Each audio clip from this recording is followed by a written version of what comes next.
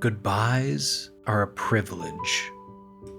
We don't actually know when the last time we talk to someone, laugh together, or wave goodbye will be.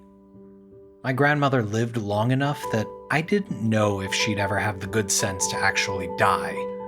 And about a month ago, I received a text from my mother that she was flying down to see my grandmother, her mother.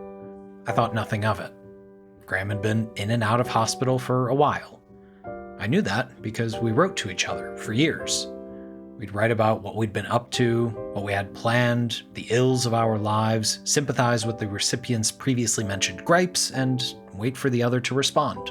Mundane stuff, but always enough to talk about. We'd only been writing each other about 10 years. You could see how things would change.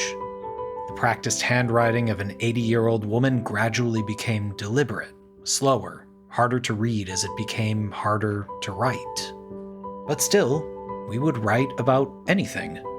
Visits and trips we took, puzzles completed, games played, books and movies, the minutiae of our lives. She would talk of faith and her relationship with God. I would talk about my own interpretation of the divine. We would vent our frustrations with the wider world, our smaller lives, the big things and the little things. We would write. Responses came only so often. I would be busy with work or projects, or she would be preoccupied with her own life, both of us too busy to respond right now. We both understood, and we never held it against the other. She was transferred to hospice soon after my mother arrived. And still, I thought nothing of it. Could be weeks, months even. I asked my mother for the address so I could still send letters, or a letter. No, she said. She has days, if that. What do you say when you know this will be your last chance to say anything? This was my privilege, to know that the end was coming. So I wrote a letter. Nothing heartrending or emotional, just more of the same. Here's what I've been up to. Here's what I'm grateful for. Here's what I'm hoping is yet to come. I'll talk to you later. I emailed it to my mother, and she was able to read it aloud as my grandmother rested. She was gone 2 hours later. I don't regret not being there.